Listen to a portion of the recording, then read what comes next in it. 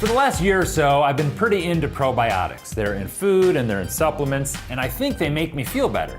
And lots of you probably agree because we spend $36 billion a year on this stuff. And the word on probiotics sounds real good.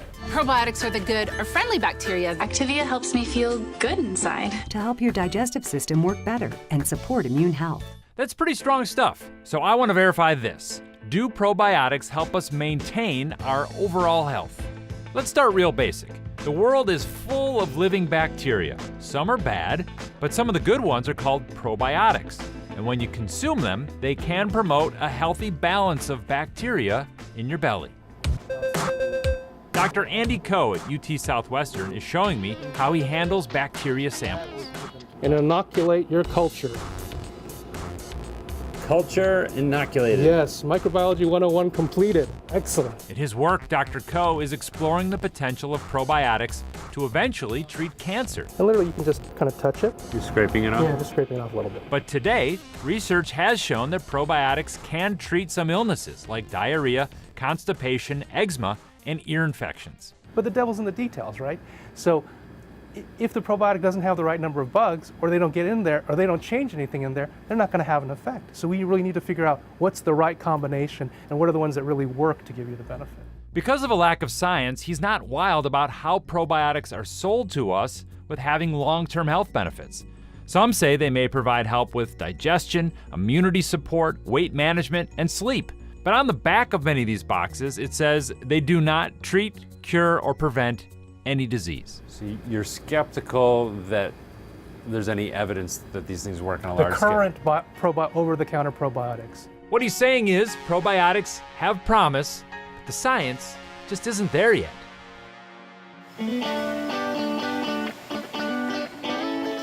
Yogurt is one food widely associated with probiotics. Garvi Patel is a food scientist at Lucky Layla Farms, and she's showing me how their milk is fermented into yogurt using a small amount of probiotic bacteria. This little pouch we can treat our 264 gallons of milk. Garvi's putting the bacteria in a vat of milk, and in a few hours, she says, it'll all be fermented. Oh my God, that is a lot of milk. It's kind of amazing that that tiny little packet of probiotics will make hundreds of gallons of yogurt. Who knew? Lucky Layla does not make health claims about its yogurt, but Activia does. It says it may help reduce the frequency of minor digestive discomfort. Dannon, the maker of Activia, bases its claims on clinical trials that are published in the British Journal of Nutrition. I spoke with their chief scientist, Dr. Miguel Freitas. I guess I was sort of surprised when I read the actual claim about Activia about how narrow it was. The words like may or help or support, I think they are very important to be used for consumers to understand that this is not a magic bullet. You know, we're not talking about drugs, we're talking about foods. So yogurt may be generally healthy, but when it comes to long-term health benefits, we may be giving it more credit than it's actually taking. I had no idea this happened when you squeeze cabbage. All right. Probiotics don't just come from the grocery store or a bottle. You can make them at home.